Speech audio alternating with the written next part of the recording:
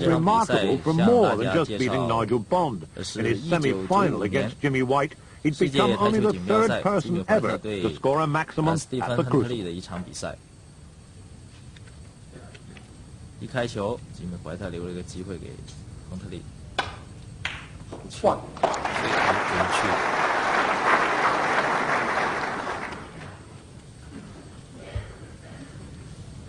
Into the Reds now. 97年，吉米怀特来广州打比赛，当时我做裁判。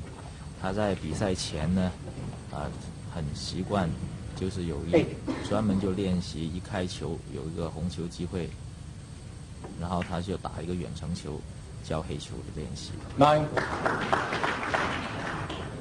看来他们的训练是很有针对性的。亨特利大家很熟悉了，是至今为止唯一获得7次世界太极锦标赛冠军的得主。71次的世界冠军，仅次于这个戴维斯73次的世界冠军的记录。亨特利第一次来广州的时间是1990年，是3个5亚洲台球公开赛。当时他是战胜了1983年的世界冠军眼镜蛇泰莱，获得了冠军。 Well, another great shot, splitting the pack, knowing he would have this red to the right corner. 这个球，白球进了前后都有障碍啊，前后有障碍，看来他是要用架杆了。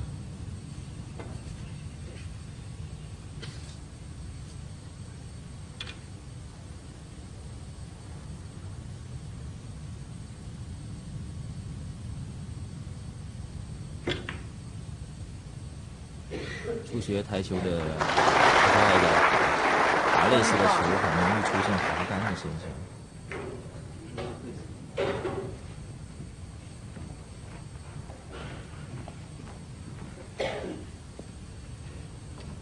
这个球白球停留的位置呢，太直了。那么我想他是用一个低杆，叫最上面的2个红球机。 好球，又有难度。被 Unfortunate there for Stephen. 粉红球 by the pink. 挡住了一点。亨特利起来调整了一下自己情绪。其实这些呢，就是职业选手的一些经验。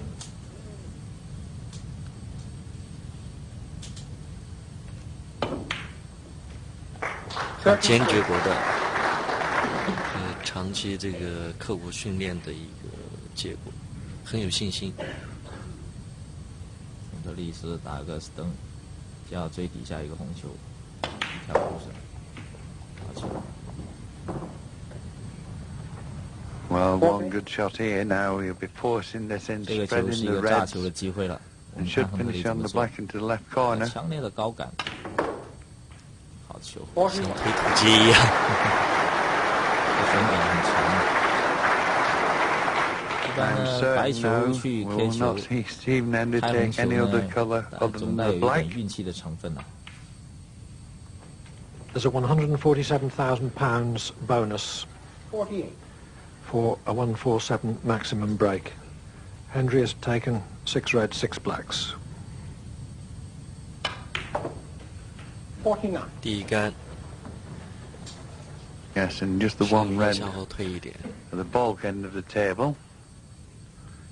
That's certainly going to be a problem. But of course, every shot has to be played to perfection to keep coming down for the black. 这个一般的这个职业的运动员啊，在打比赛的过程中呢，都不喜欢把白球这个对着目标球留得很直，都是留一点角。3/4或者1/2是最好的。 Jimmy White 2 years ago. 方便叫下一个目标球。他白球走动的范围啊比较大一点。对。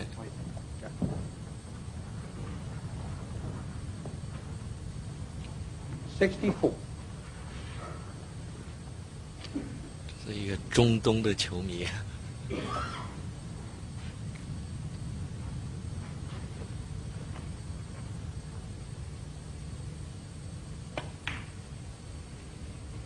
65.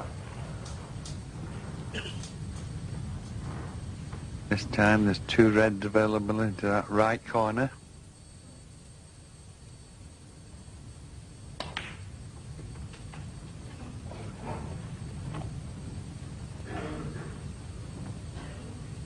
$72.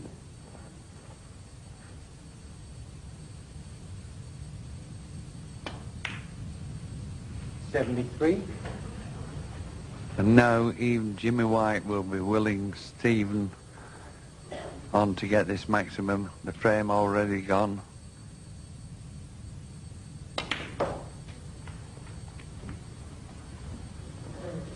Well, he has the red in the centre. As I said before, the best centre pocket player I've seen. 打中带红球了。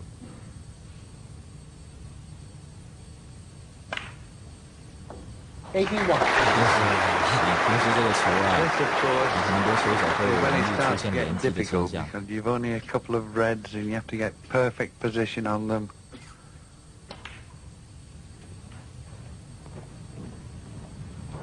I still feel the awkward one is going to be that one 88. 我想呢，这盘球 toward the 呢， ball end of the 要打 table. 147呢，最难的就剩下在中带附近那个红球了。对， 89. 现在已经目标很明确了。进行一个蹬横。 And that's perfect. He'll take the more difficult one, I think, of the 2 if he... 96. Obviously, 2 straight.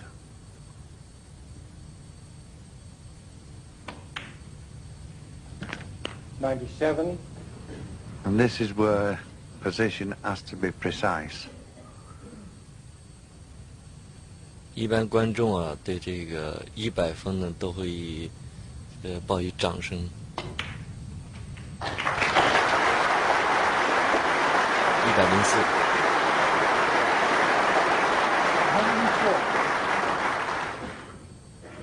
Now these next 2 shots are the crucial ones. I certainly get on the black here,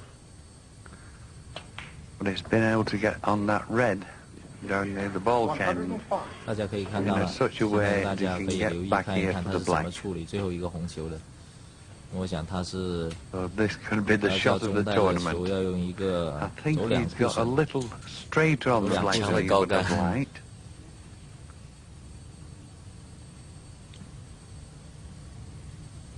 应该是选择叫中带，一步两步，碰到红球了。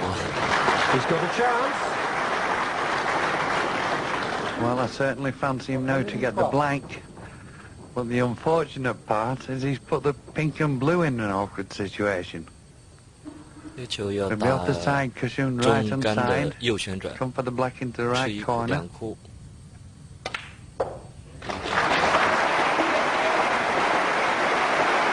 精确的做到位。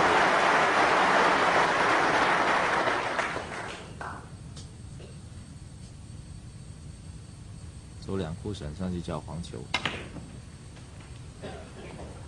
So now 我想剩下的难度就应该是可能球到篮 the 球 blue and pink 互 is 相 the 咬 only 住了。 problem. But I promise you, these next 6 pots, there's more pressure 这个黄球要用 and it will build and stand build follow with each shot he 把一 takes. 步绳上来叫绿球。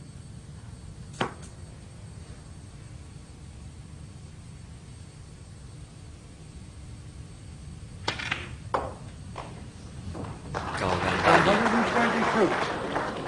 停停停。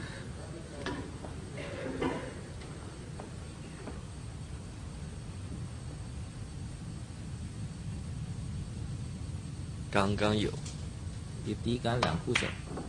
125. Well, that's the worst shot he's played throughout the break. 现在这个角度 Didn't 呢，大家 really 看看留意看他怎么处理 Get。high enough. He could try and split them, but he's such a good long potter. I think it'll be a long blue into one of the corner pockets. Jimmy White Needed to run a little.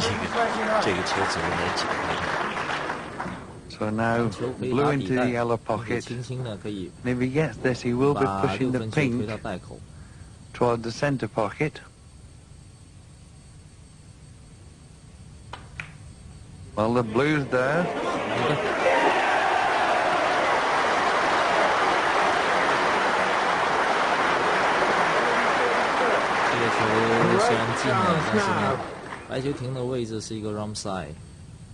Yes, and listen for the roar of this pink and black gazelle.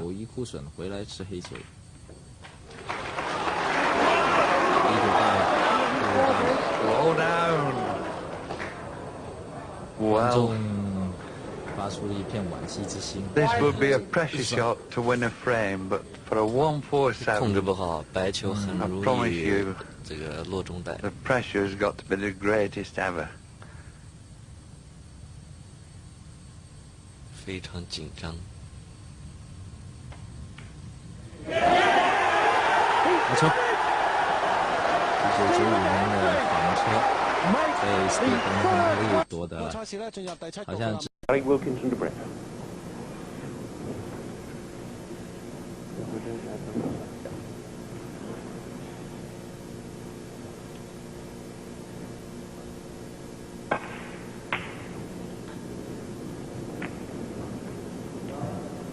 Well, Gary's hit the blue off the break here, and he's left me a chance to pot this long red, which is nearest the right-hand corner pocket.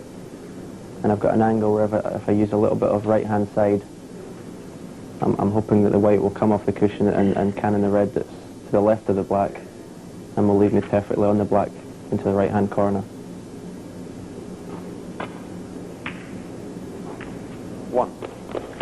With this shot, I don't really know if the red that's closest to the black will pot into the same corner pocket. So I play a sort of a percentage shot where if it doesn't go, I'll have the red which is to the left of the pink into the right centre. But fortunately the red that's closest to the black spot did go, which made it a lot easier obviously for position. And freed the black obviously. 8.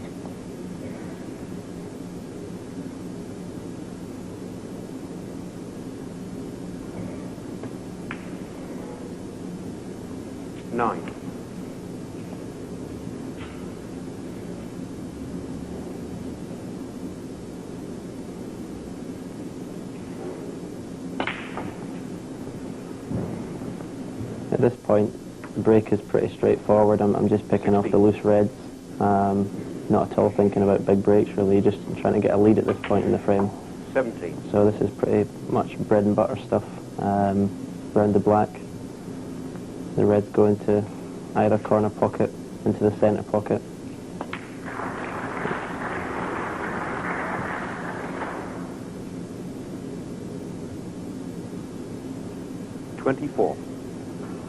Obviously I want to stay around the black ball because it's a lot easier for position and it means the white ball's not travelling any distances. 25.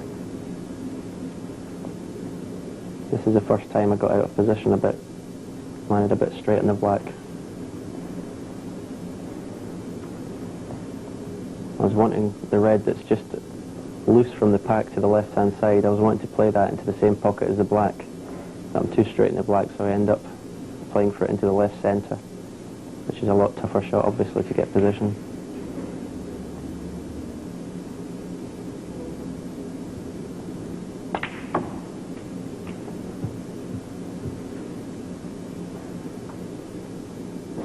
But this shot is almost a shot to nothing, really.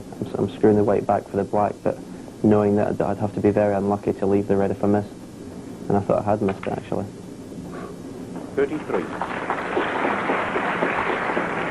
Now all three reds that are loose on the left-hand side of the table, they all pot into the left-hand pocket, so this is just a stun up with a white and whichever red I landed on I was going to take.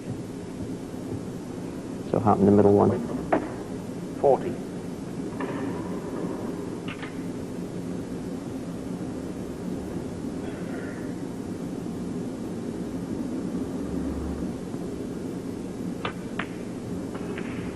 After finishing straight on the black a couple of shots previously, I was determined to make sure I had angles on the black from now on in. And this was the first opportunity I had to actually go into the reds.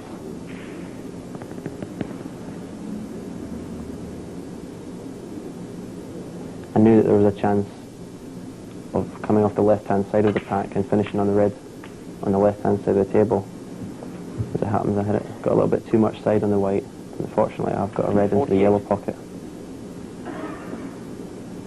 And this is actually the first time I had a slight thought about a 147, because the red's opened nicely, and I thought, well, if this goes, I've got a great chance.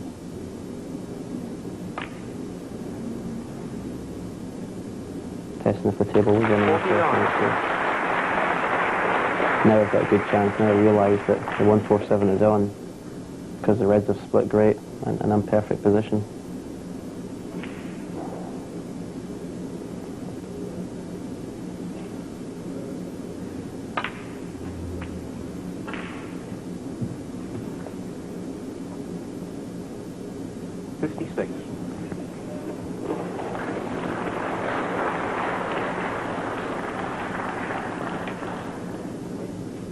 At this stage where the reds have split so nicely, now you're just trying to concentrate that you don't land straight on the black, that you've always got an angle, so it makes the next positional shot easier.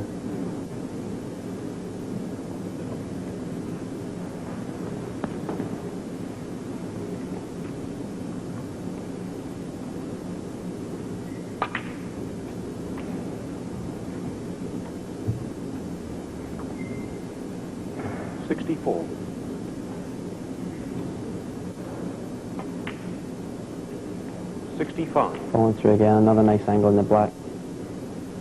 This time I'm screwing off the top cushion, the side cushion for the red into the left-hand centre pocket. It didn't play it very well and left myself with the wrong angle to come back for the black. So this was the time in the break where I thought actually get down to play with topspin here to go through for a bulk colour, or the blue, basically to make sure of the frame. But then I thought, well, the chances don't come off too often for a maximum, so I decided to go for it. This is a lot tougher shot. 73. And now, obviously, my concentration is just 100% on making 147.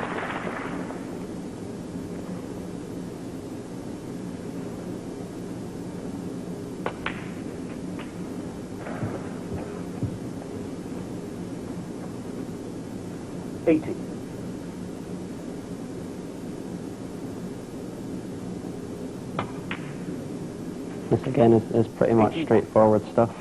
I don't have to play, although the pressure's on for a maximum, I don't have to play the whole break really. I didn't have to play that many difficult positional shots. The reds split nicely, there wasn't too many reds on the cushions, there wasn't many reds covering each other. So it was quite a straightforward break really, although maximums are never easy. 89. I didn't play that shot as well as I might. Landed a bit straight in the black, which means I have to screw back off the side cushion for the red into the opposite corner. This now is the first big shot of the break, really. Positional shot. I knew the red wouldn't pop beside the pink, and now it's either play for an angle in the black to disturb it, or the shot which I ended up playing, just a soft screw to flick the red away from the pink. Because I knew if I hit it on the right side, it would go through for the black. It could have went wrong if I'd hit the red too quickly. I would have just stopped and left myself on nothing. It was worth the risk. If I missed it the other way, I was still going to be on the black.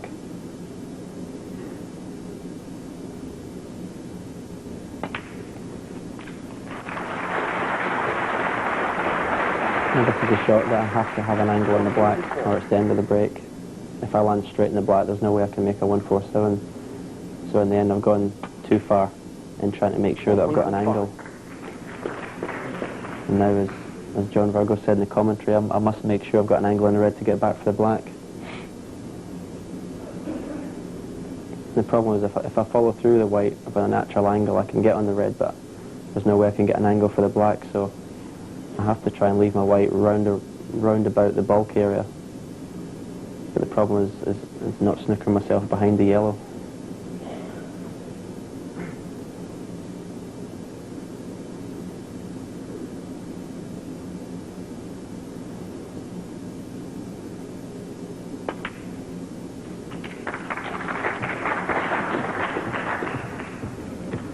No, this is the last shot here. I know if I get an angle on the black here, I've done it, basically. Or I think I have. It's just a screw off the side cushion with a touch of check side.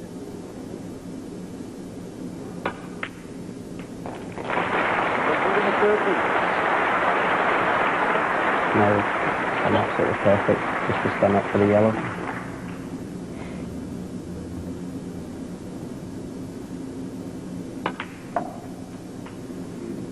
And this is where this break was a lot easier than the one in Sheffield. Because it's just the colours are straightforward now, and it's I just have to keep my concentration really. I played the yellow perfectly. 1, 2, 3. Because obviously if I got an awkward angle on the green, it makes it a bit more difficult. But now I'm thinking I've done it, and I actually didn't play that very well. I wanted to get less angle.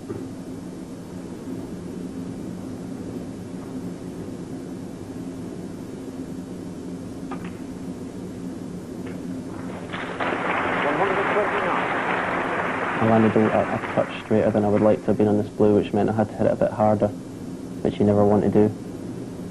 But fortunately I still had enough angle to get down for the pink. 134. This is the time where you're just trying to stop your arm from shaking.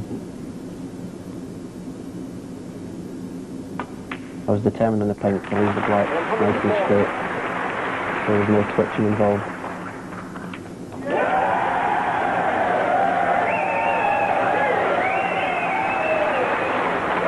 That was great. As I say, it was a fairly straightforward break as far as a lot of the shots were concerned. I never had to play many tough shots, but it's one of, I think it's one of the biggest buzzes you can get in snooker.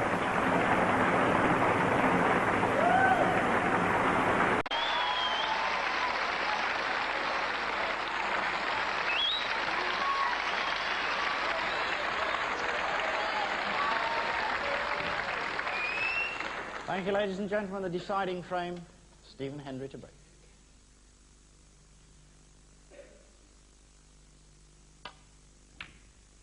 Well, he was 8-2 in front, and who would have thought it would have gone to the deciding frame?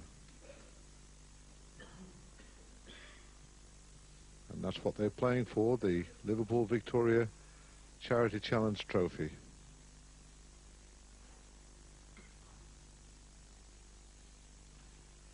Some pressure out there now.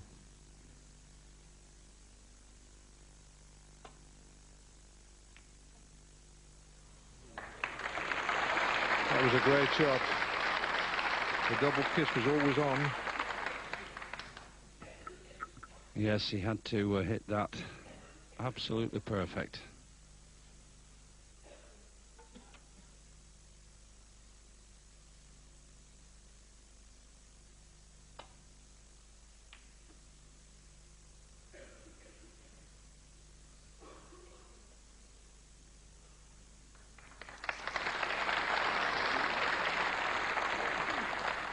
Great reply from Stephen.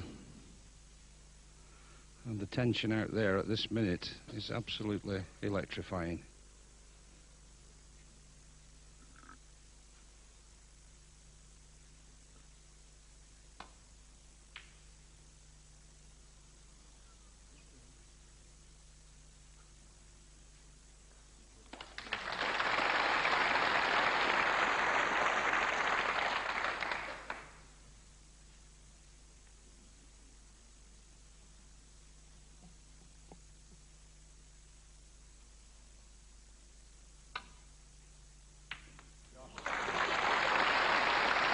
What a shot.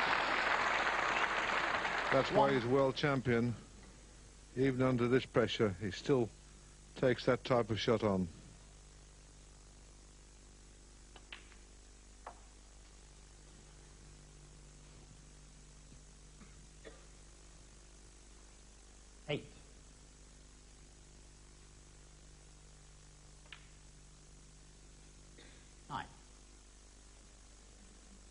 Stephen Hendry won the last ranking tournament, the UK Championship, and he was taken to the decider in that by young John Higgins. 16.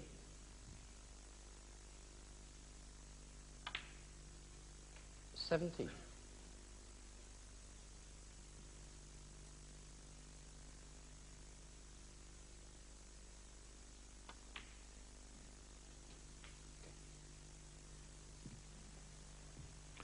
'Well, after the great effort that he's made, 24. I suppose he's wondering now, will I get another chance back at the table?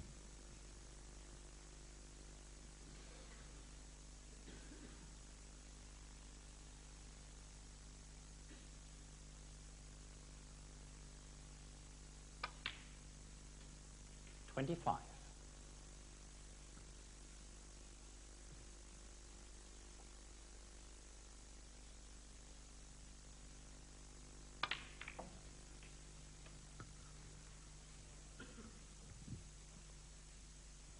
32.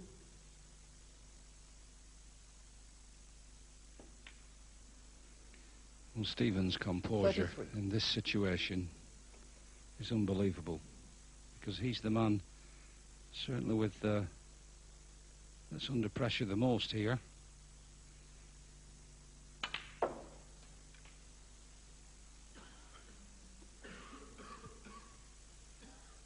$40.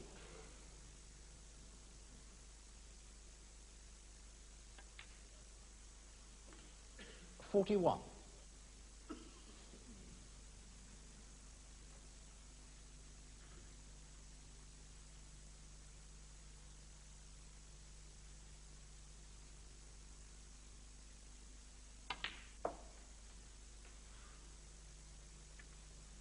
'Red into the center. 48.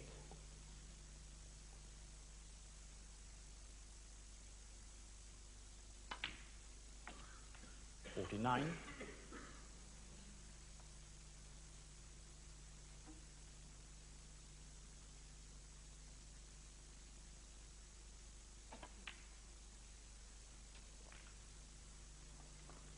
'Played that perfectly. Just had to touch that red just to push it away to open the other two reds. 57.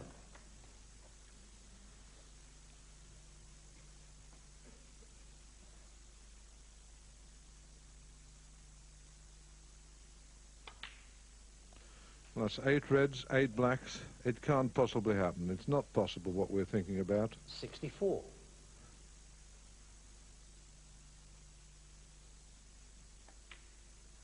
'Can't possibly make 147 in the 65. deciding frame, Jim, can he? Well, that, if that were to take place, that really would be the icing on the cake, Rex.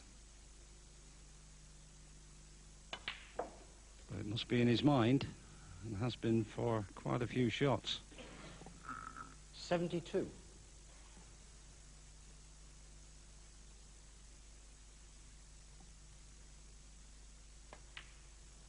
'That's the red that he wanted. 73. Only 67 left on the table now, so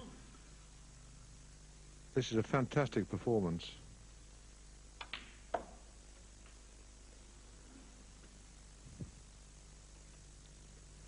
$80. What a match this has been. Fantastic. 81.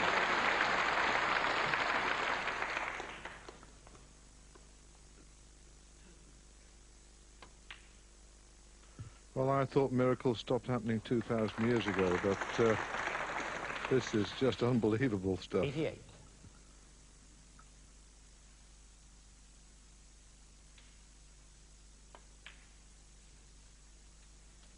89.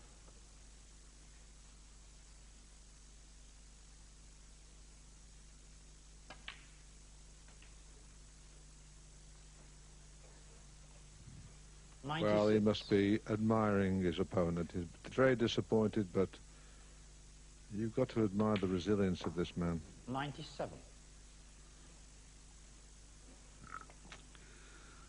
Yes, he's just a fraction short.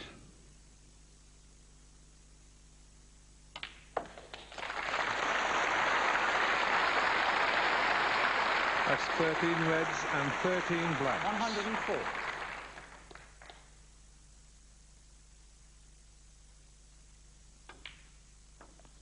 Now he wants to, he's got to get an angle on this final red to be able to get back onto the black.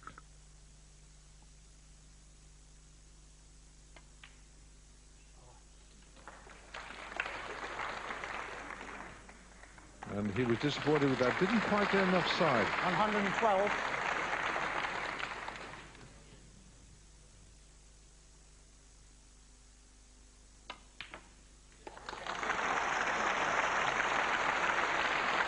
Well, you'd have to fancy him now, Jim. This is incredible stuff. This is the key shot.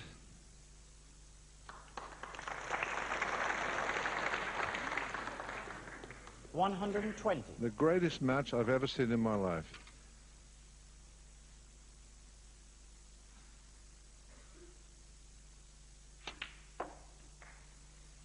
$122. Absolutely incredible.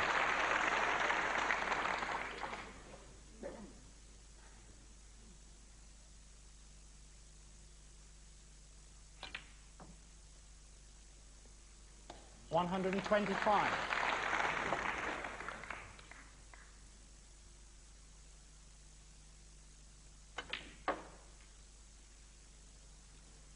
$129.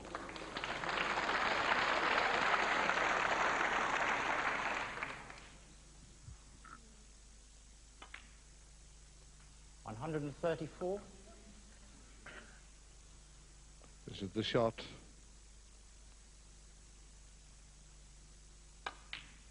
What can we say? 104. Absolutely incredible. Hold your breath.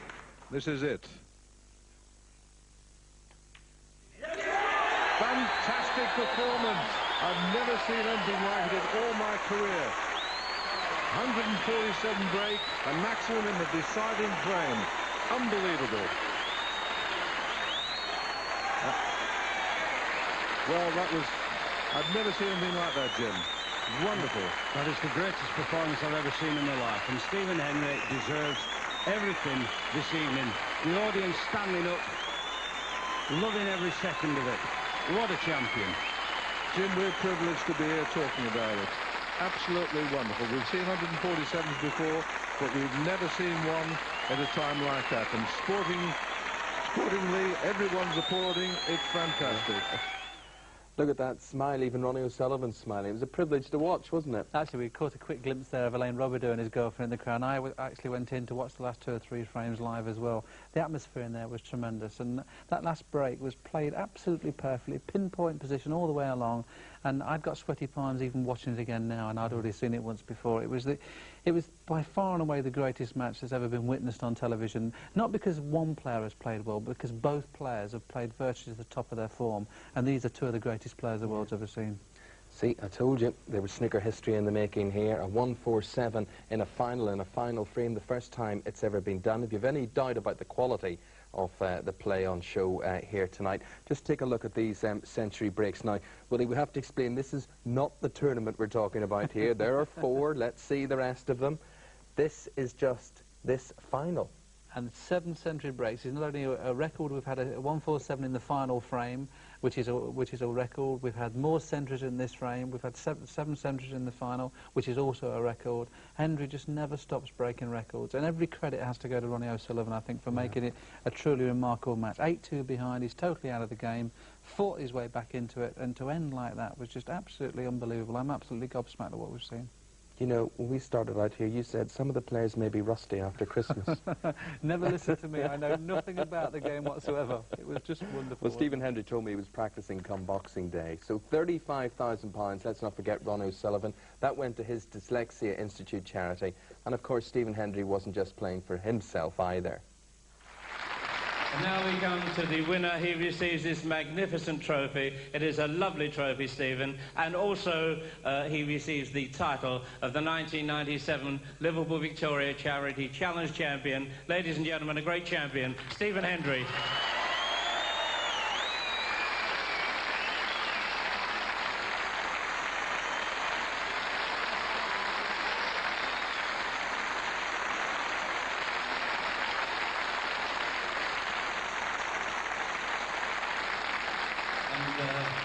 ladies and gentlemen, Roy Hurley will present Stephen with his cheque for £100,000 in aid of the National Playbus Association. Ladies and gentlemen, there's the cheque, there's Roy Hurley, and there's Stephen Hendry.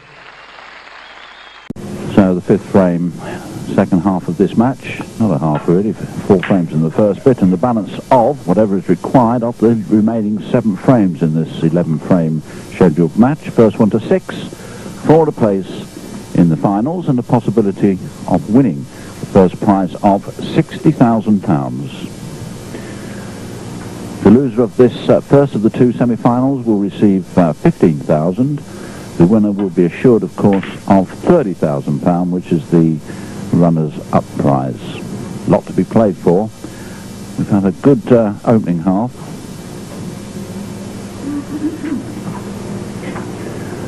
Breaks of 80 and 49 by Doherty, and 75 and 63, and that was a break per frame, so to speak.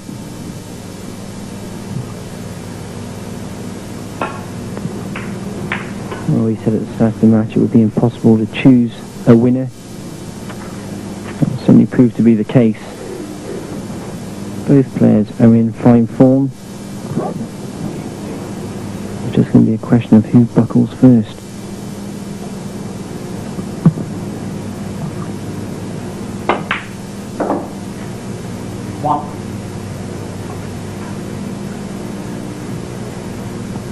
And a wonderful opportunity here for Stephen Hendry.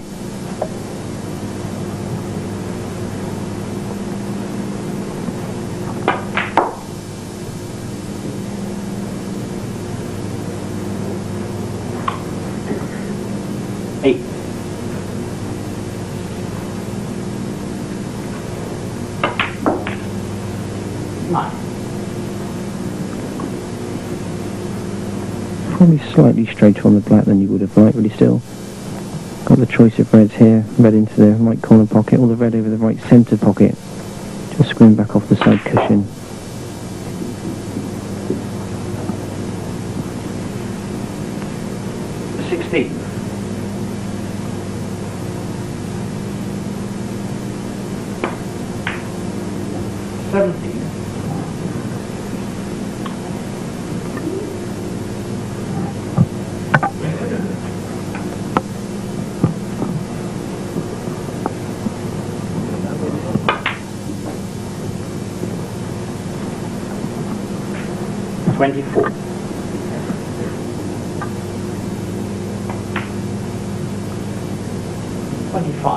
And playing that red may have freed 2 reds into the right corner pocket. The same pocket is going to be put in the black here. Until after this next shot, well, it doesn't look as though he's going to be playing for those 2 reds.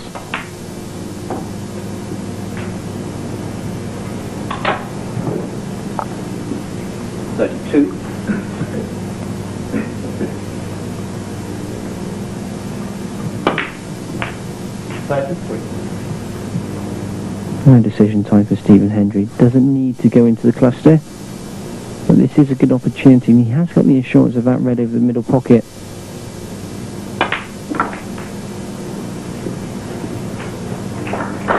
That's worked out exceptionally well.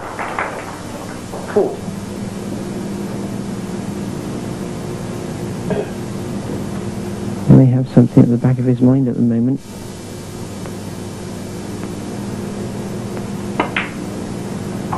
All blacks with all reds so far.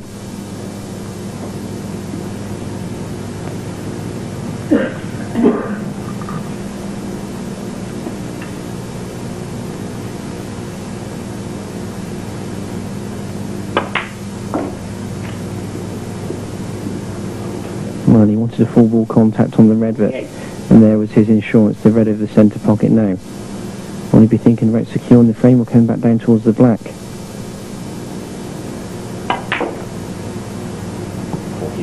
It is definitely on his mind.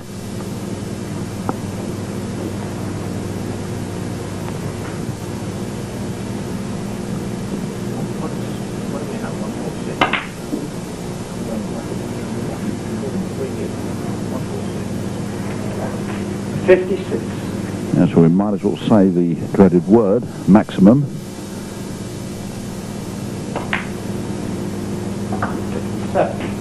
8 reds, 8 blacks after this goes in, and they are just about perfect. Just the one red down the right side cushion.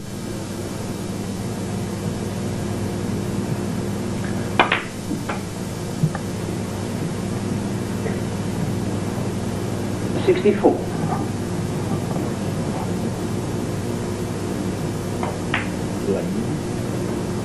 $5.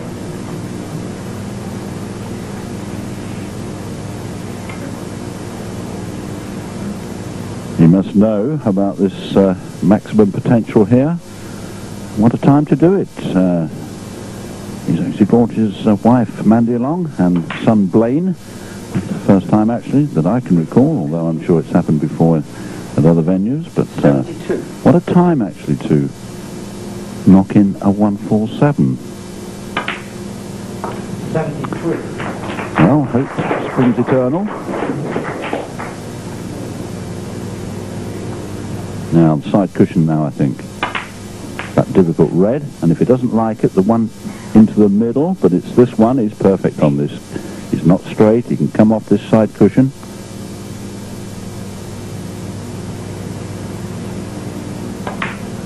Well, that was a great shot. For me, that was the big shot.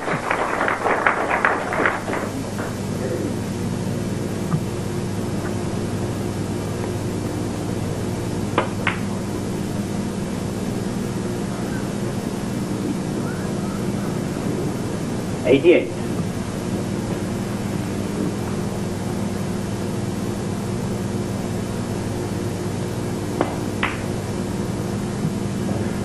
The highest in the league ever in its 12 years of existence is 146. Stephen Hendry holds that.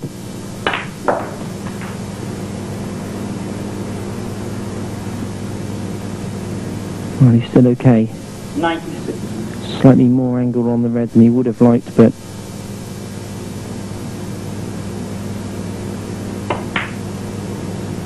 97. that was a clever shot, electing to play the black into the same pocket as the red.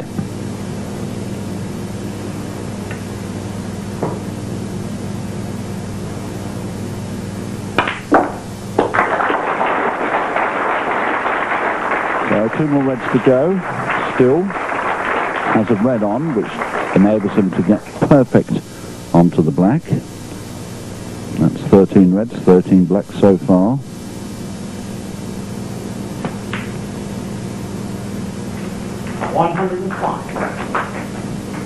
Oh, this is more difficult than you'd like at this stage of the break. This is a real test of cueing. Well played. Oh, and he's okay as well, Mark. Could have gone a little bit further up, but he can still screw back, stay on this black.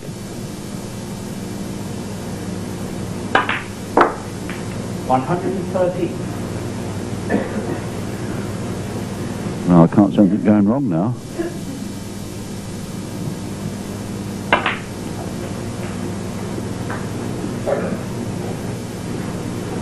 $120. No, just forced to use the rest here always makes the shot more difficult.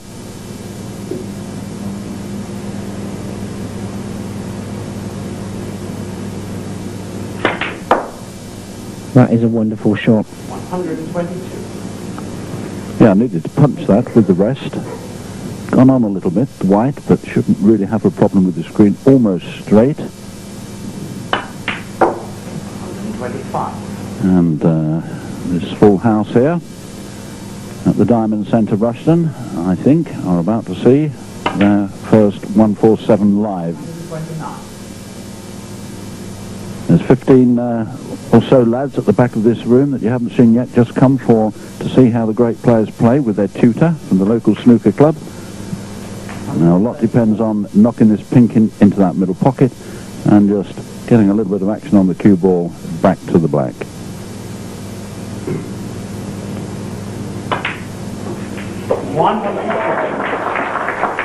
Well, he can't miss this, believe it or not. Here's a 147 with the final black, an absolute perfect break. You can't do any better than that.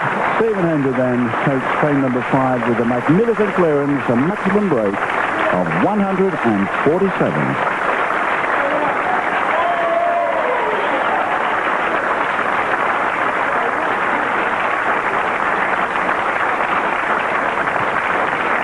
The roles have been reversed here. 1. Quite clearly, Stephen Hendry has stepped up a couple of gears. His brake building's improved, his safety's improved. That's the reason he's at the table this time, forcing the mistake out of Ebden.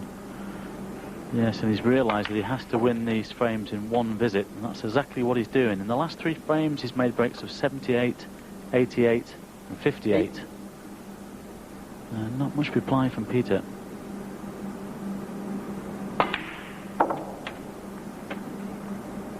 Nine.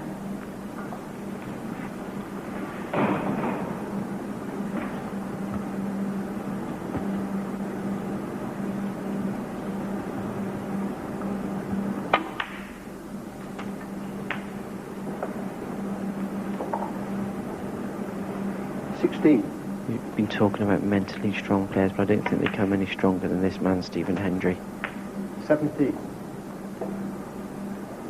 His ability to perform under pressure is quite incredible. He's already demonstrated that a couple of times during this match. Yes, we see it time and time again. When somebody threatens him, 24. He turns it on.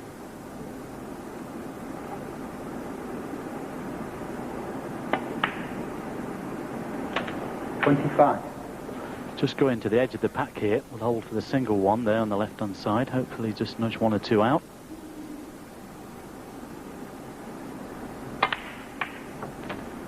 Well, that's worked out perfectly. 32. Well, Peter has been sitting in his chair quite a while over the last couple of frames. I think he might be doing that so here again.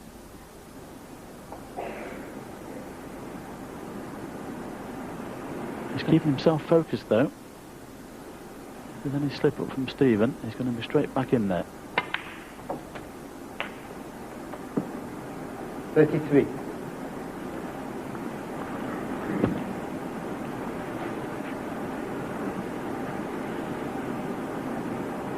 The textbook action from Stephen Hendry.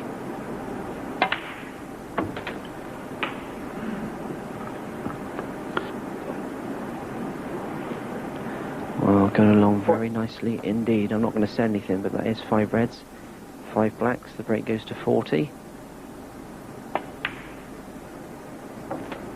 41.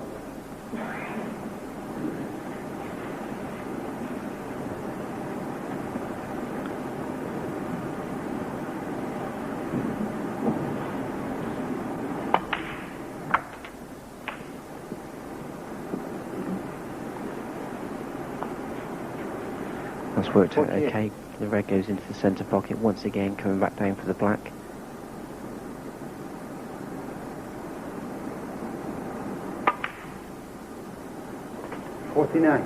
Well, Mike, I just wonder if something else is on his mind apart from winning this frame.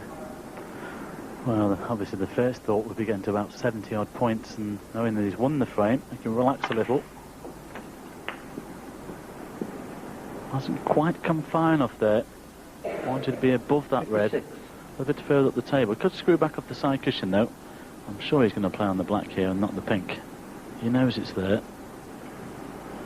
Well, he's thinking about it. Obviously his first thought is really to win the frame, but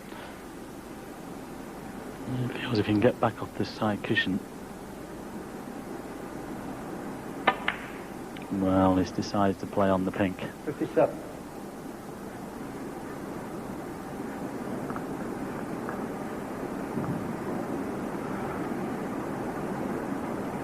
Well, a lot of professionalism in that shot. Well, he's looking at the black. He's decided to have a go at it.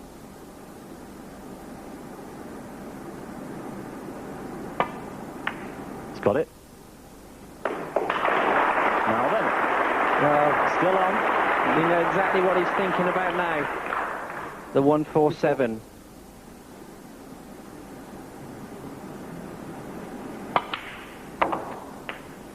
65. Don't want to say much, Mark, because when we do, things start to happen.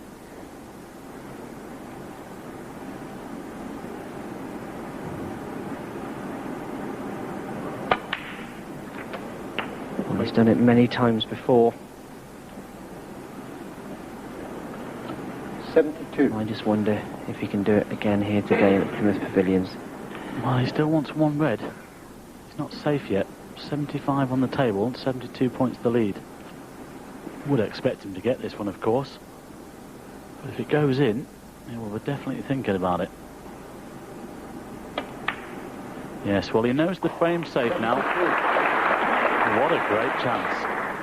And this would be a double blow for Peter Ebdon, Mike. If Stephen was to go on and make the 147, a tremendous achievement, but it would also take Peter's highest break of 143 at the moment. Yes, Peter's holding that one, and prize there of £5,000. Of course, if he goes on to make the maximum, a matter of a £23,000 motor car outside as well, waiting for him.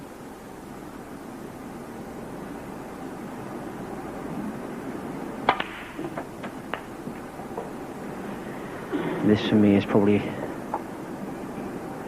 the most difficult of the 4 reds left on the table. I agree, if this goes in, I think he'll make it.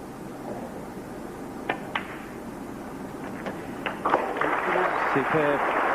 For this crowd here in anticipation, they know it's on now.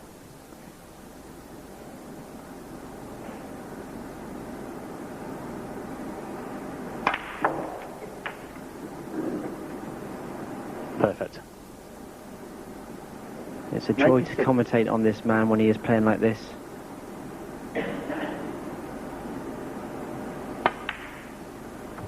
$97.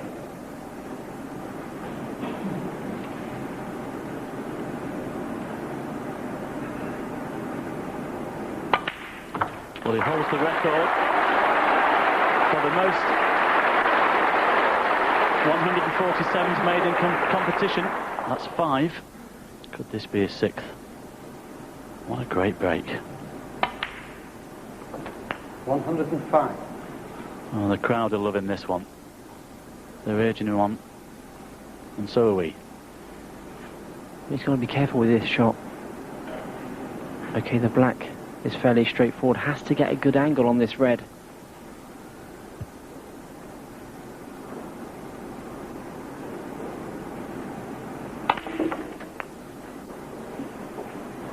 Absolutely perfect.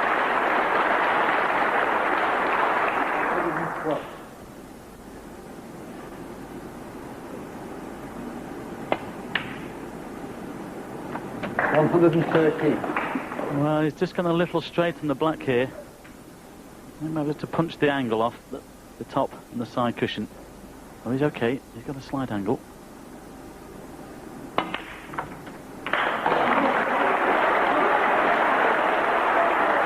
That was superb.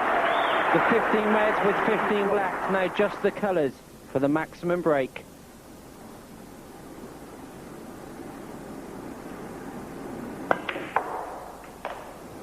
Come on, cue ball. Come on, Mike. Oh, he's just got there, but he's got a bit to do here with the cue ball. He's going to put left-hand side on here to stay on the brown.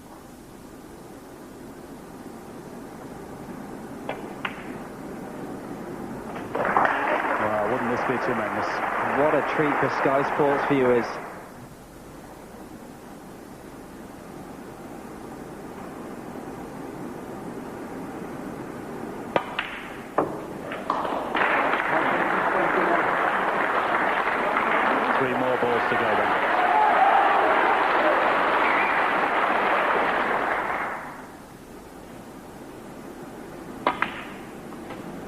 $134.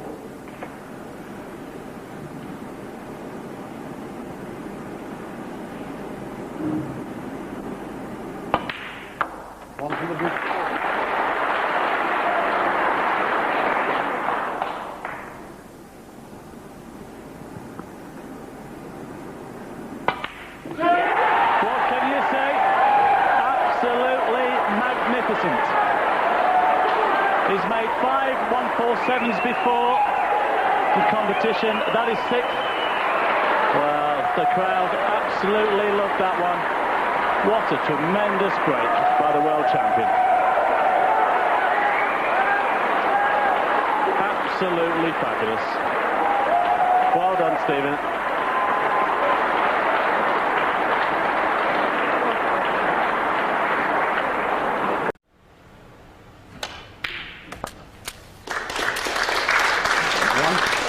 Well, that was a good shot. Good clean pot. Perfect control of the cue ball.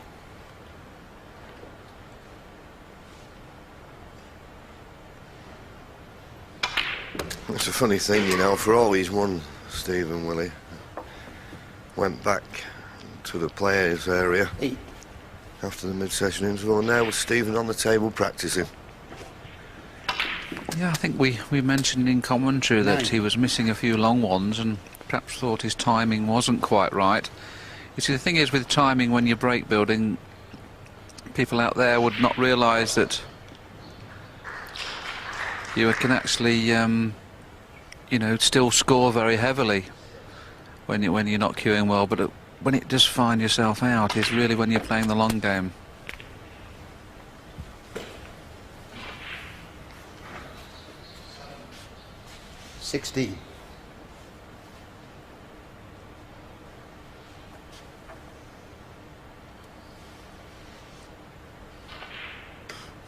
Yes, he's got so much pride in performance, Stephen. That little 10-minute interval, practicing away, trying to get things right.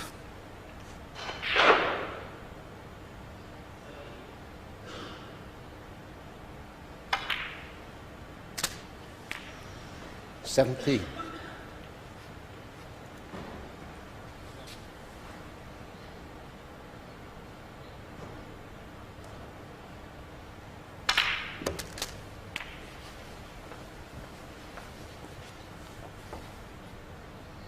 $24. It's early doors, but that's the third black with the third red.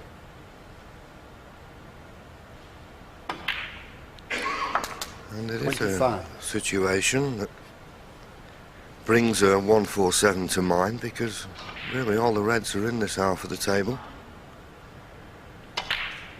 The only red that's a little bit away, it's on the blue spot, so that wouldn't be a problem getting position on that and playing for the 32. black.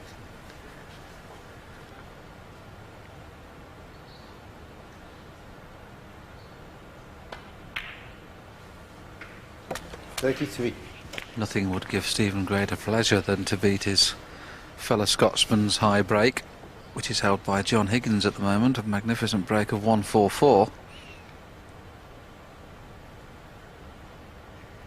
Unlike Higgins, O'Sullivan, Hendry Williams, when there is an opportunity of making a sizable break, if the 147's there, they go for it.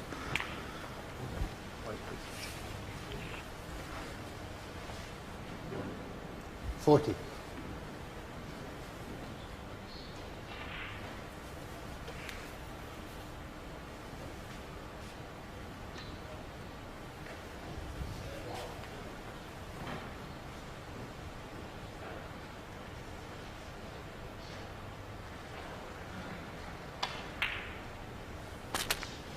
$41.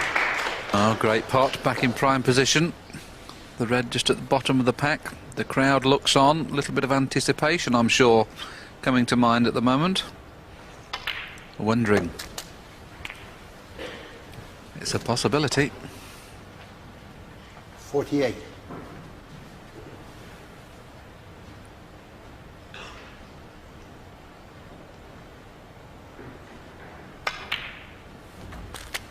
$49.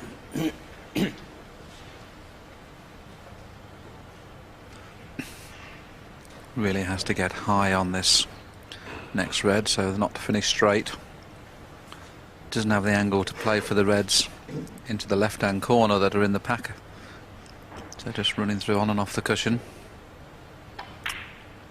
I'll just roll it in to make sure that it didn't finish straight, but this is a tough pot. 56.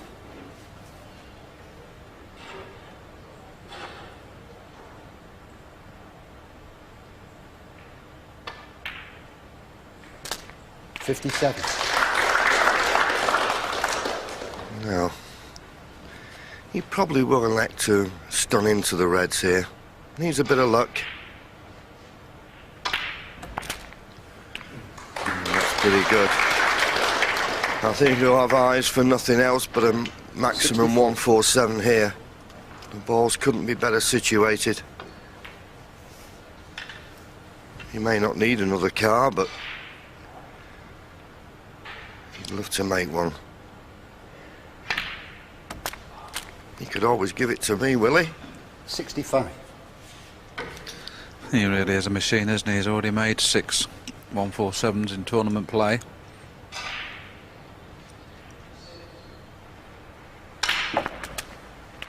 And this is the beauty of going for 147s. You see, at this situation now, you can't afford really just to play for one red, because once you get the wrong angle, it's break over. So consequently, Stephen has played for 2 or 3 reds at the same time there, to always give yourself options. 72. And this is the only reason that Stephen Hendry is so proficient in the 147 department. Again here, he won't play for 1 red, he'll play for 2 reds. But making sure he finishes high. 8.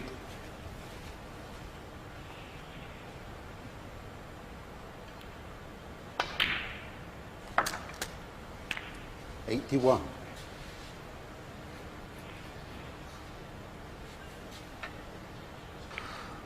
Well, I think they've had a little bet between themselves. They're wondering whether this 147 is going to be made at this visit. See, there again, you see, he's played for the red on the middle blue spot. If he's not on it, he's on one of the other reds. This is a real chance.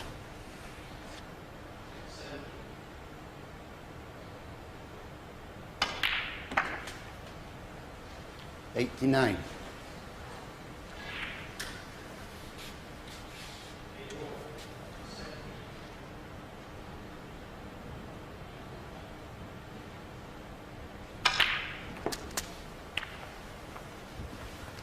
Oh, is he on the one just below the pink? 96.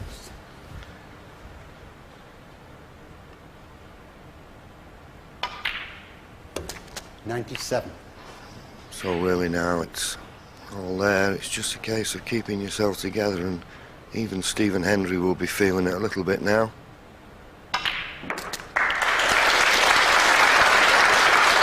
Well, it's gone a little bit too hard for me.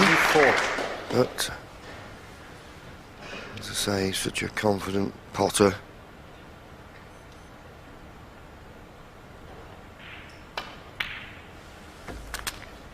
$105. Yes, that previous black, once again he played for both reds rather than one. Now all he has to do now is definitely make sure he finishes high on this next red. Doesn't want to finish low. It's finished absolutely perfect. 112. Yes, the only problem now, of course, is the yellow not on its spot. So imperative. 113. He gets a good angle. He's got the angle on the black. He's got to pot the black and get the line and pace right for the yellow.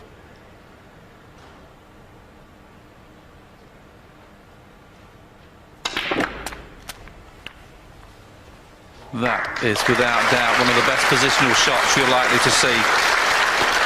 120. This key shot.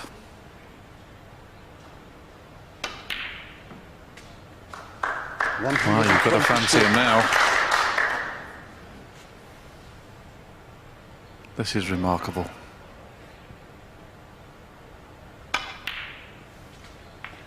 Yes, we were saying early on that he took over the mantle from Steve Davis, and he certainly has taken snooker to a new level.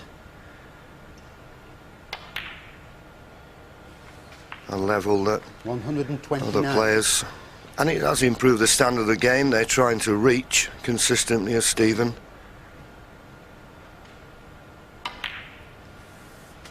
That cue ball needs to run a little bit more, I think, though. 134. Well, it's not bad, but he won't leave the black that easy.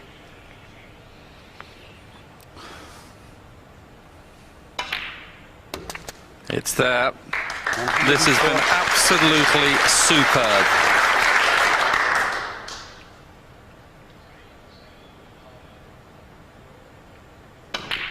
A genius at work, a genius witnessed by this large...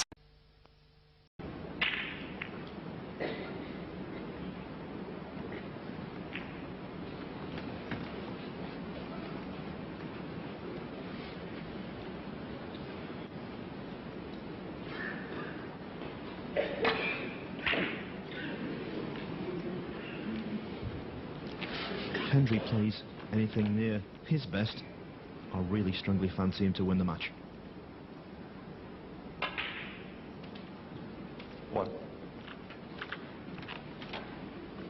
Mind you, Williams the kind of player who can suddenly find inspiration from nowhere.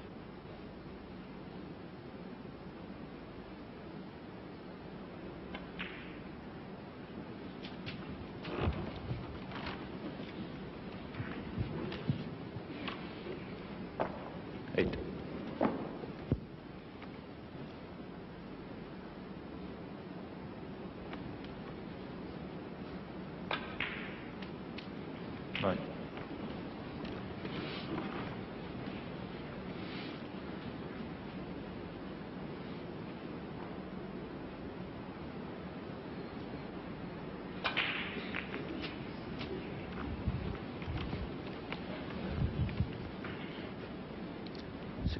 Awkward cueing, but at least he doesn't have to do much with the cue ball. Played it well. 17.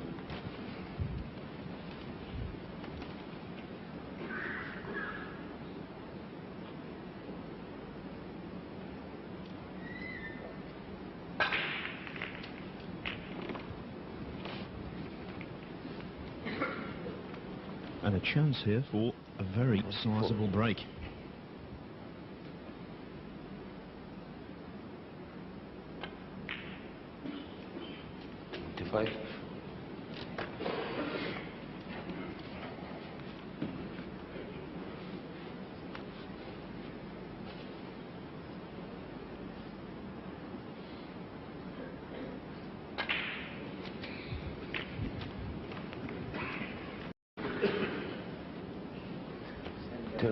Okay.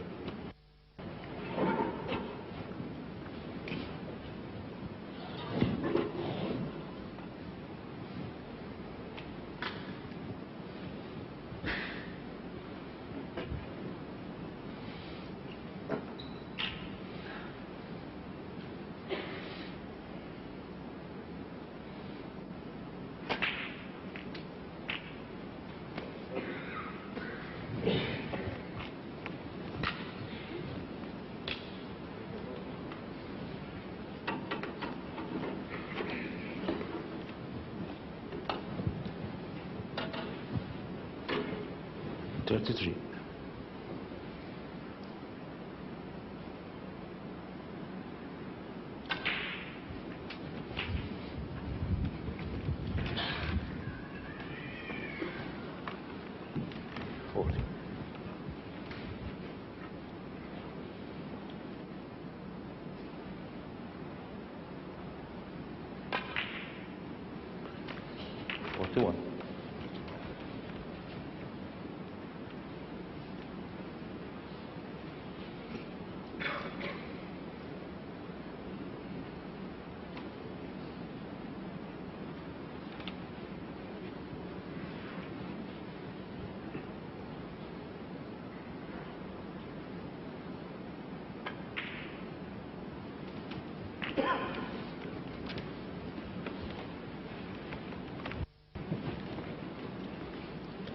Did.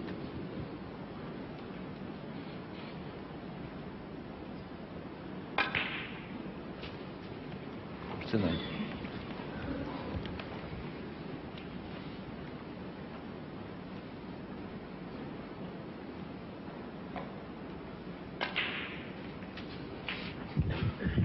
Seven reds, 7 blacks.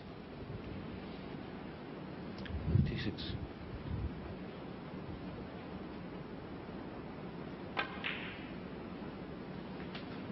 57.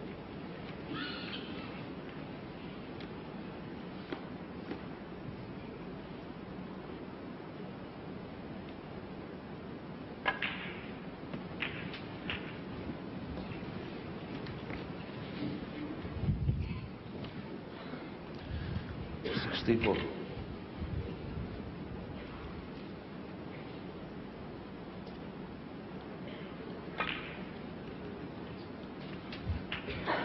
Maybe you're thinking what I'm thinking. 65.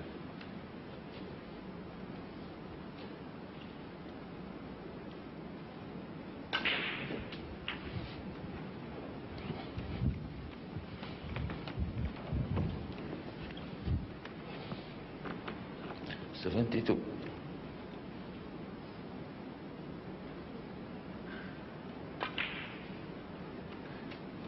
73.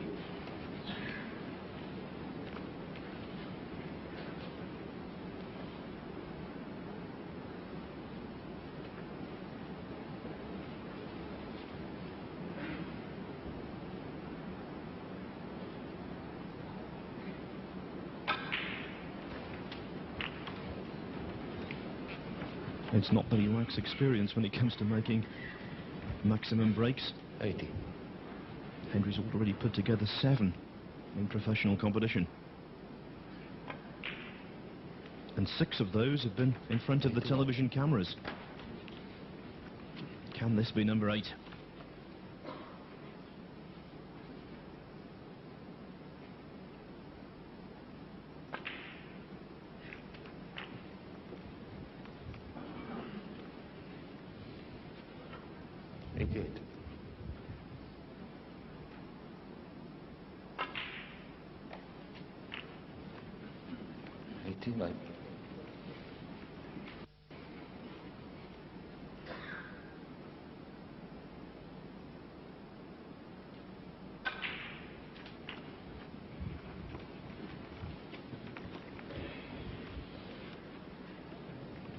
$96.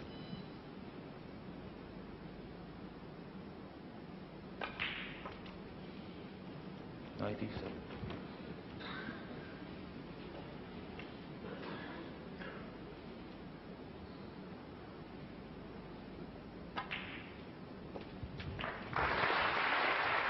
'Well, that's his 4th century in 4 matches here. 104. 105.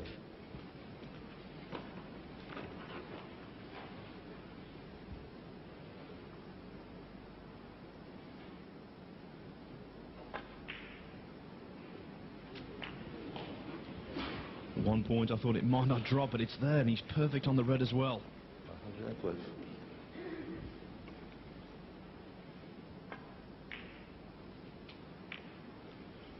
113.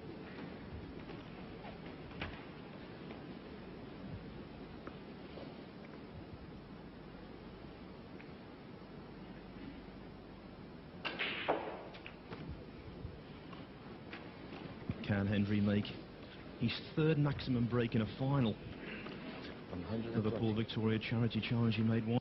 The British Open a couple of seasons ago against Peter Ebdon, he did the same thing. 122.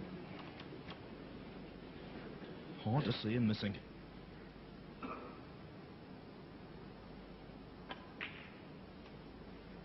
125. And this would be a milestone if he could achieve it.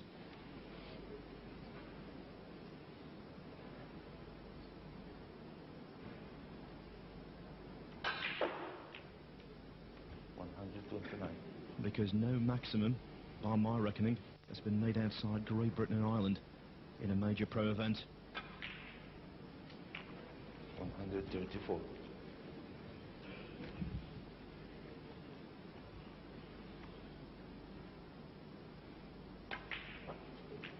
140.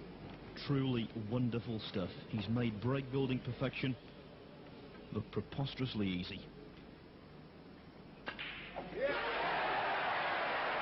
Tremendous from Stephen Hendry. 8 1-4-7 breaks in competition. Mark Williams, the good sport that he is, the first to congratulate his good friend. The Scot takes a 2-1 lead.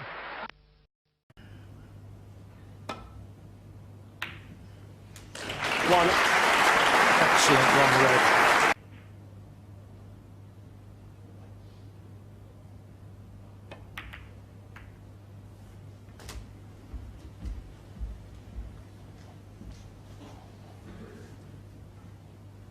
8.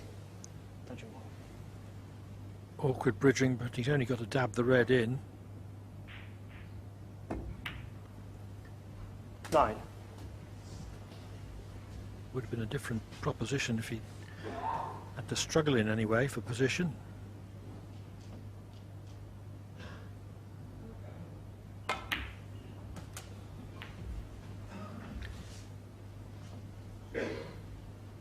$16.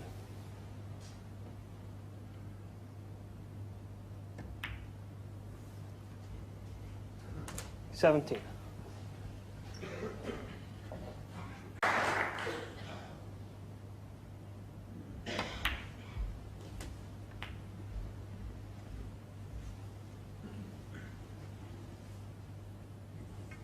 24. Just had a look at the availability of the pink and where he would like to leave the cue ball on the black. So leave a nice angle. 25. So I would suggest he's either play for the pink in the middle to try and nudge reds out. If he's played for the black, but we'll leave it to the master break maker.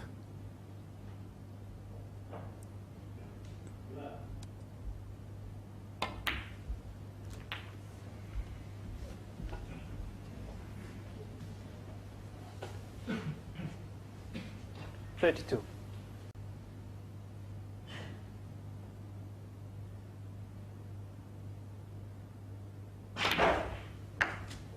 33.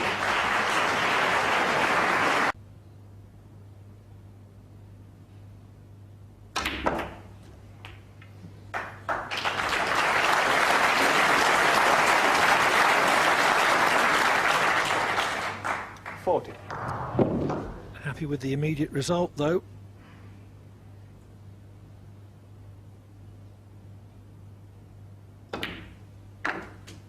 $47.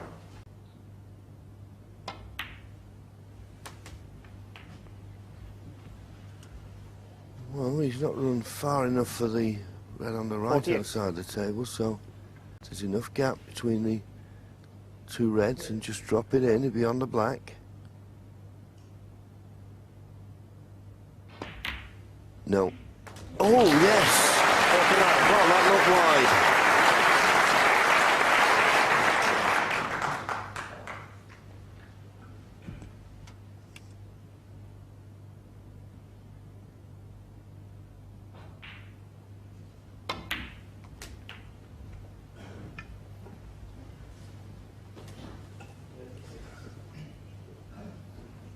$56.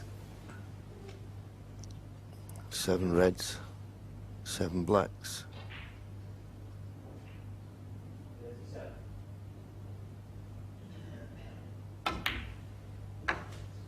$57. I'm sure this time he'll have to go into him. Oh, he's having a look to see if there's another plant.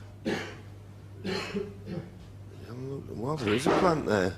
Yes, it's definitely a plant. You'd rather play it than take a chance cannon into the bunch.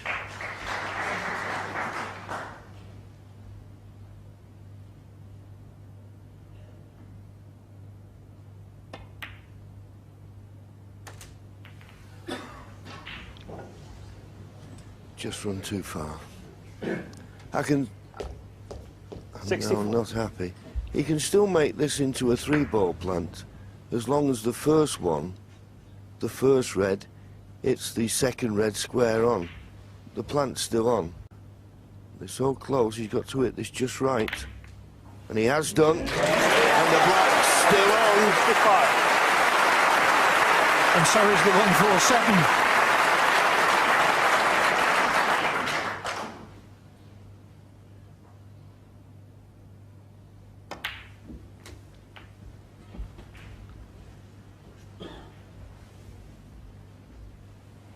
$72.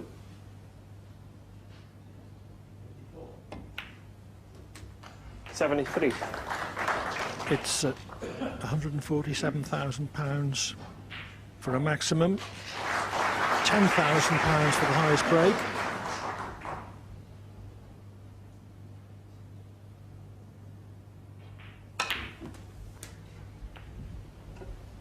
Hendry has made 8 maximums in competition.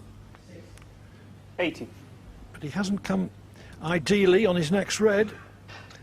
I think of him going all out to try and stay on the black here. He already shares the high break with Ronnie O'Sullivan at 140. And it's there, he's held for the black. So the maximum still on.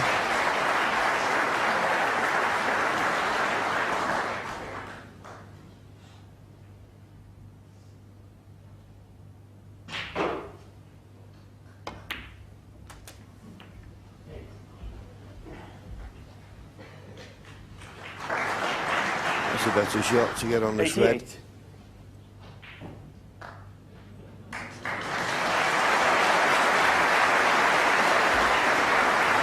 And a nice angle on the black to stun off the top cushion for one of those 3 reds into the same pocket as the black.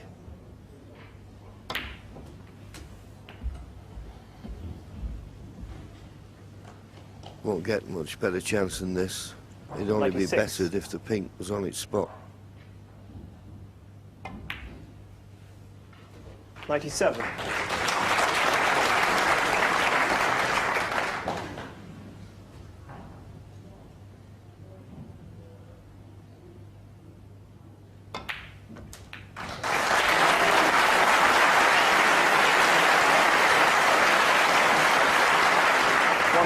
Four.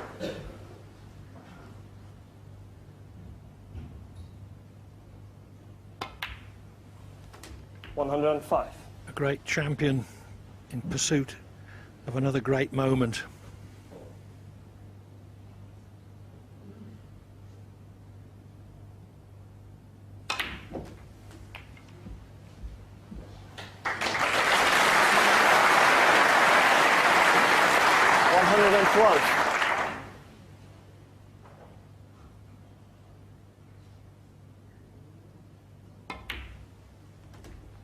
$113.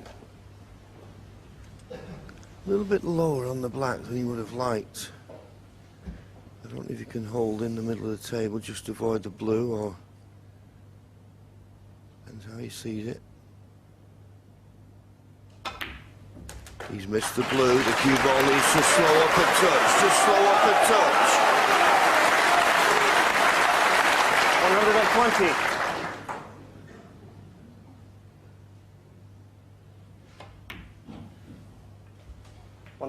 He's got the game, he's got the nerve, but the pink still looms up as a major obstacle. Yes, I think if the pink was on the spot, we would consider this as done, but it's a bit tricky. 129. The easier he can leave the pink, the better.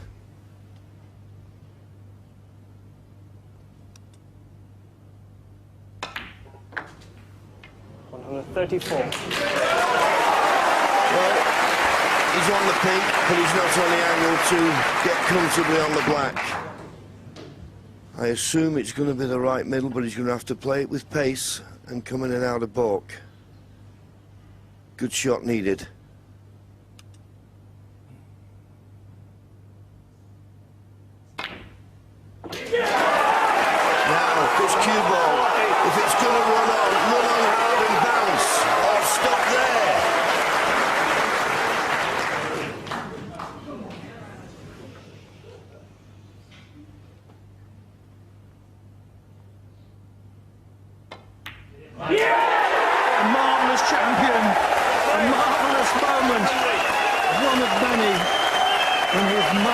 Career.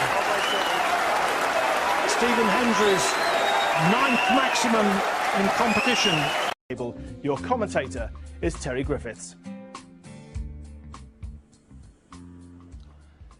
Tough safety this for Stephen Maguire. He's done a pretty good job of that one. Last thing you want in these big matches is to leave your opponent an easy chance straight away. Tough red, this one. He's taking it on. 1.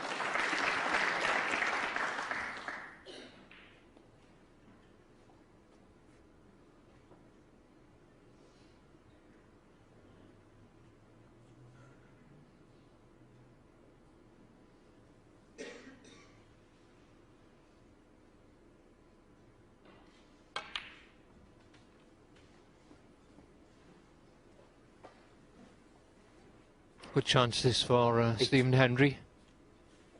Get his arm moving. Both boys would be a bit nervous going out there because they've played a million frames, I should think, before. They used to practice together for years up in Stirling.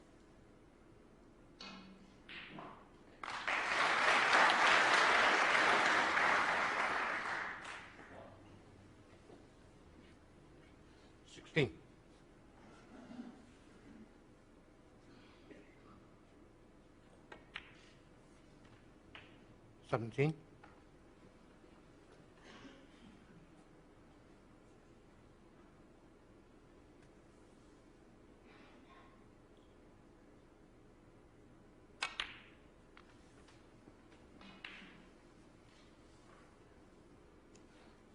34.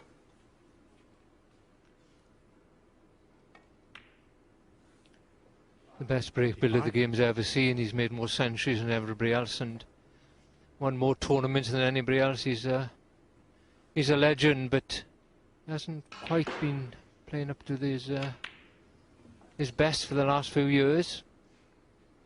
Played really well in spells, but not enough consistency.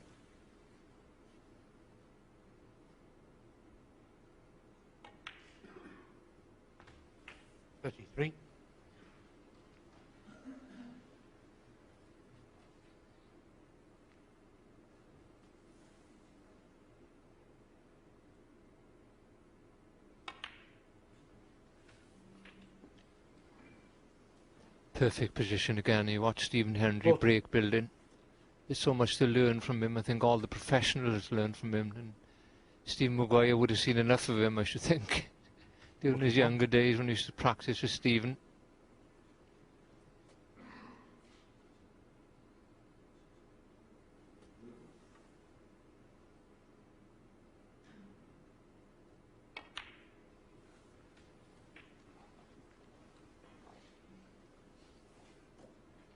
Forty-eight.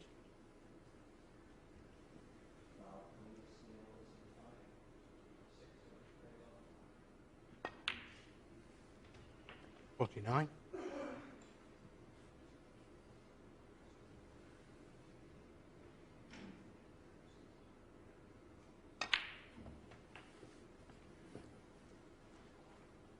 'Well, the Reds are set very well here. 56. And it's all reds and blacks so far. If it wasn't the first frame, you'd fancy Stephen Hendry to have a good go here at a maximum. 57.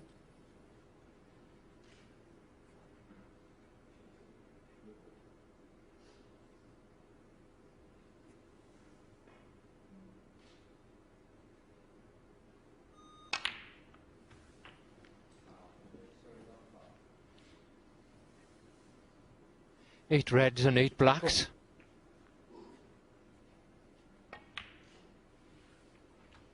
65. Stephen Hendry has already made 9 maximums in his career. I mean, what an achievement that is. I think Ronnie O'Sullivan has had 10, one more than Stephen.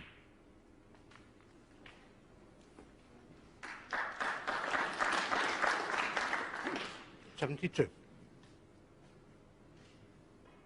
His first tricky choice of shot here. Have to play a cannon here. It's okay, you could catch the red thin enough not to knock it towards the cushion, but it's... Put those two balls close together now.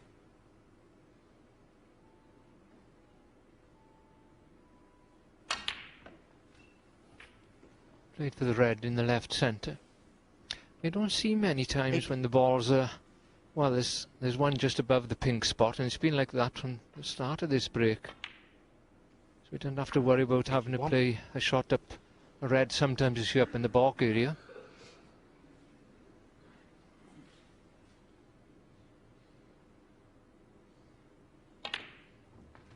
Oh, that one had a look in. Wobbled a few times, but 88. It's disappeared.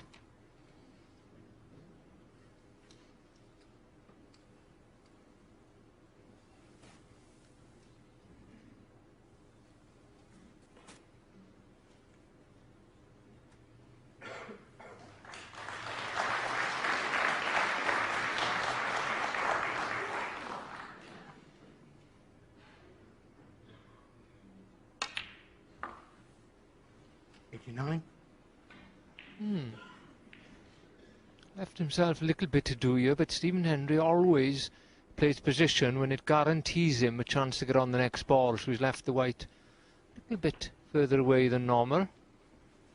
As you can see, he's high enough on these two reds now that he can play through for into the corner, out for the black. 27. That's the secret. Leaving yourself a good angle on the black and the reds. At this stage you wouldn't be interested, obviously, in anything but the 147. Game's well won. He only slipped out of position at a crucial time.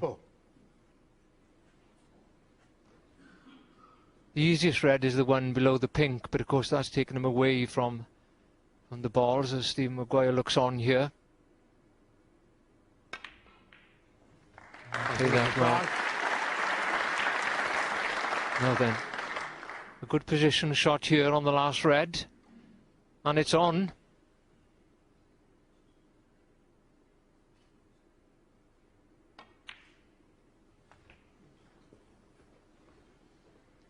Perfect. 112. Yellow and green are off their spots, but it shouldn't cause any problem for Stephen Hendry.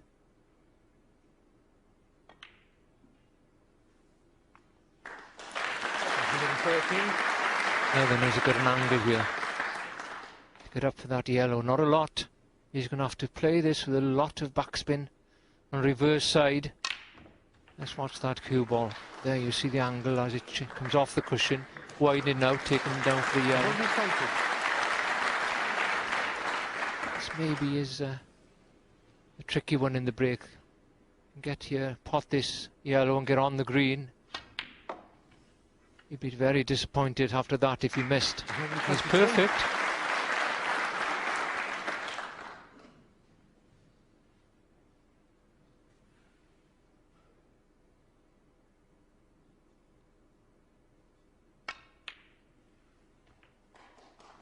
Again, he could have screwed back there, taking a chance for the brown in the corner, but he's made sure that he's on the brown with an angle to go up for the next ball, which is the blue. 129. He's a fraction too far.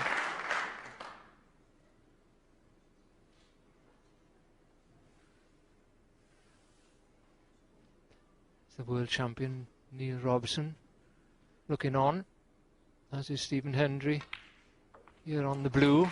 Didn't have a good angle, so will leave himself a pink a little further away than he would have liked.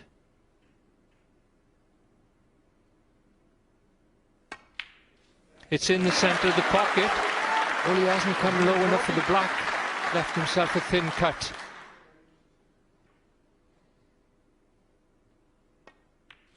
It's there. Stephen Hendry, the master of the maximum break. That's his 10th in his career.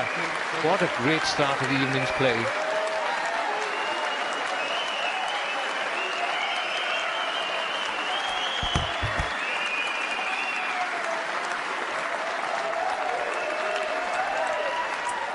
Well, an absolutely fantastic performance from Stephen Hendry. A 147, always a very, very special occasion in any snooker match. And certainly the crowd absolutely loving that one. I think Stephen Maguire could only look on and admire what had happened. Hendry absolutely delighted there. And of course the match on the other side of the table stopped as well to admire a superb performance. and I think they're just reflecting together, the two Scots, about what Hendry had just achieved. Well, that 147 by Hendry has sent our statisticians into a frenzy. Here are some stats about maximums in snooker tournaments. Well, that was the 77th maximum in a pro competition and the 53rd in a ranking event. It's the 40th 147 that's been seen on television. I guess you might have seen one or two at home. And also the 22nd by a Scottish player. It's the 4th we've had here at the Welsh Open. And it's also the 7th 147 of the season. And the fact that Hendry got that 147 tonight, it now means that he's level with Ronnie O'Sullivan on 10 maximums. Well, Terry, you talked us through that. It looked pretty special. It was pretty special. You don't expect it, you know. The first frame, I mean, the boys are a little bit nervous always, but he got in, the Reds were well set, and he didn't really hardly lose position at all until the blue at the end, you know, when that was a little bit tricky, leaving himself a pink over a bit of distance. But at that stage, you know, every shot it looks difficult for Stephen. It looks very easy, but as they're getting nearer that 147, the pressure grows. So even the easy shots are tough. But he potted the pink, left himself a tricky black, made it more exciting, really, but he hit it right in the middle of the pocket. Tremendous stuff. Yeah, it must need incredible composure under the TV lights in front of a big crowd when you know that you're kind of on there. There must be that feeling in your stomach, I guess, that something special could happen if you can just keep your nerve. Yes, well, it is special. I know that Stephen's very keen on keeping up with Ronnie or going past him on the maximum breaks. They have a bit of fun over it. But, I mean, it's just a sense of achievement out there. I mean, you can't beat excellence, and Stephen Hendry is as good as they come. The best player we've ever seen, there's no doubt about it. Well, we saw there that Graham Dott and Neil Robertson stopped to admire what was going on the table next door. And, in fact, we've been promising to show you that match. We're going to go to it live now on table one. They're in the second frame. It did take a little while to get there because of what was happening on the next door table. We're going to pick it up now with Graham Dott at the table. Croeso, good evening. And, again...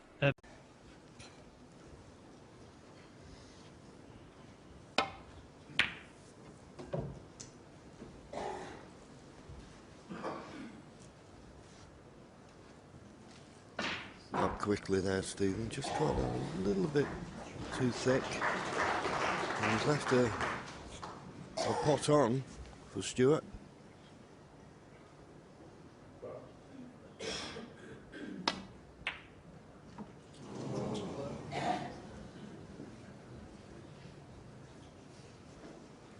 It's just not happening at the moment.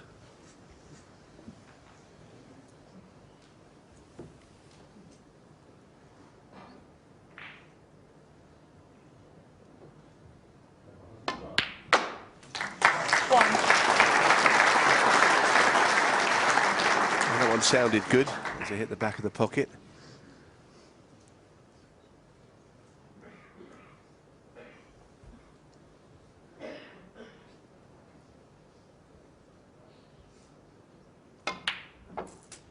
Stephen will take a lead into the second session, but he really would like to drive the point home and take a big advantage through.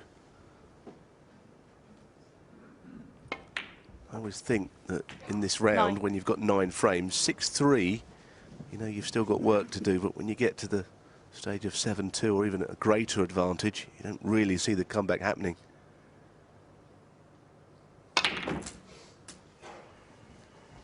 That's the cue ball there. So this will take a good shot to continue the break. 16. Just didn't quite get into that. In fact, I think he probably hit the wrong red, actually. Might have tried to hit the red on the left of the pack. Now, how's he going to pot the next red? He may not even try. But he's in attacking mode. Doesn't often refuse balls. Yes, well, there's a possibility he could play this red to the left middle, a chance of being on the black. But he's lost the cue ball.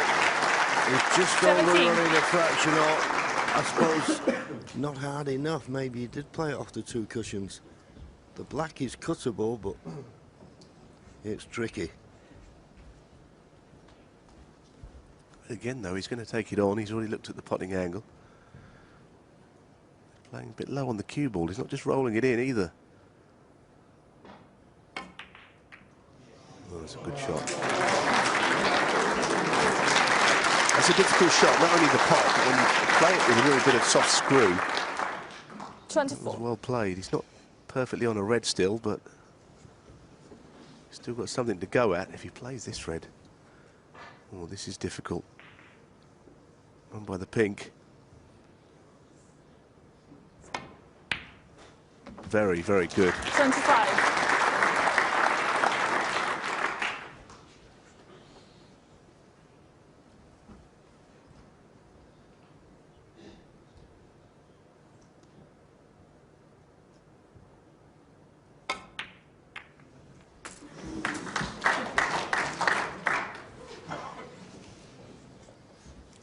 Well, that one has fell in off the jaw as well. Let's have a look at this one. Safe to say that this table is not playing difficult pocket-wise. I mean, you could easily see that one staying out. 33. I think it will change. You don't expect them to play easy throughout, but it is a newly recovered cloth on here, and the cushions as well, but that's just slid in.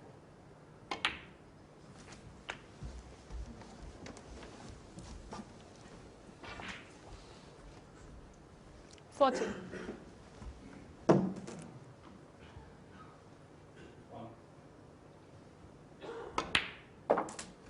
41.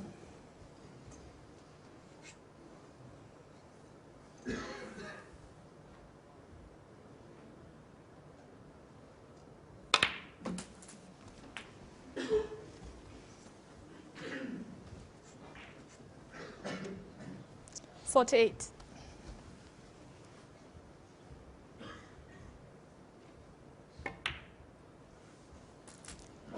49. Well, he's on reds and blacks. I think he would like to continue along that line. He might even, if the chance came, continue on the black rather than taking a lower value colour. Obviously, as we always say, you've got to put the frame on the board first, but the fact remains, this is a good chance to make a very big break. 57.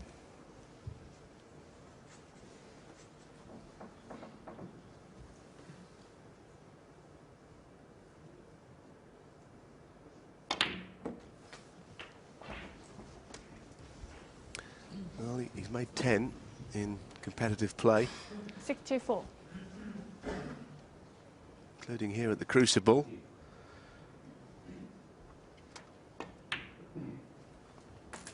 $65.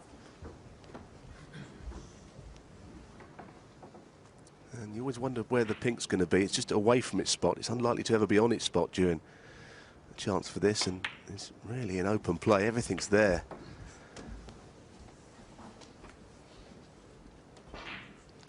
$72. Just a little run through.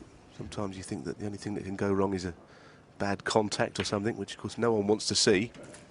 73.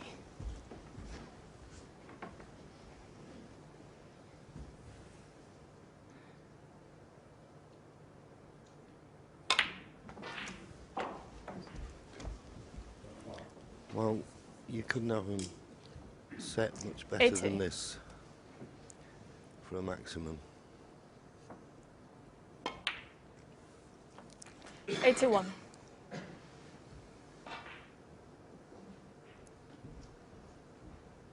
As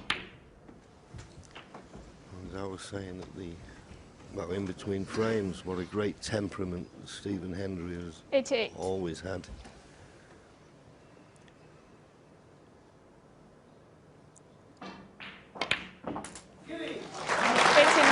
Forced it in and has finished absolutely imperfect. He can play for any red he so wishes here.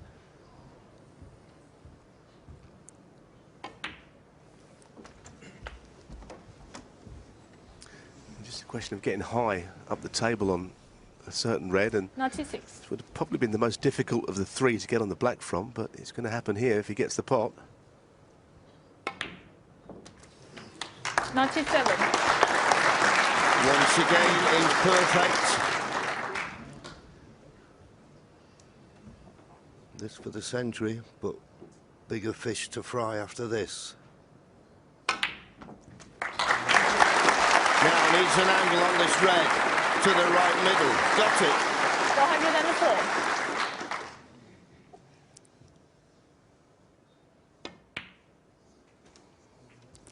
404. $105.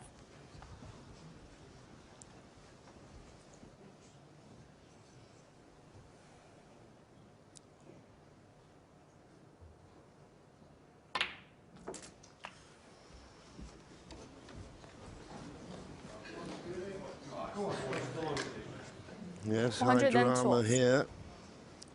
This red, followed by the black and the 6 remaining colours. 114. Well, this is absolutely perfect. Can't fail to be on the yellow. Wow. Can you believe this? And very similar to the shot that Cliff Thorburn had on this very table, this one. Little run through onto the green. It's almost the same shot, isn't it? Yeah, unfortunately, Stephen is stretching slightly. Cliff wasn't. He was a little bit further away from the yellow. There's not been a century break made in any ranking event this year, so we've got a rollover of £40,000. People are praying for this. This is the key shot. In it goes. Perfect on the green.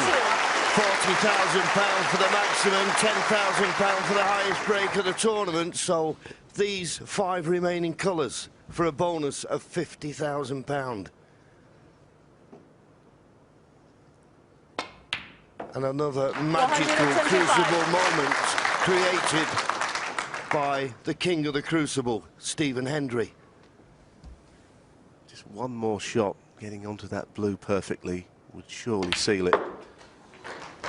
129. Well, if he can play on the pink without touching a cushion here, which I'm sure he can, what a chance this is.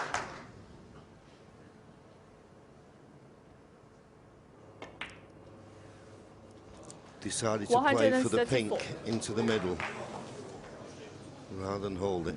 His temperament has always been his main strength. Can he just hold it together for 2 shots?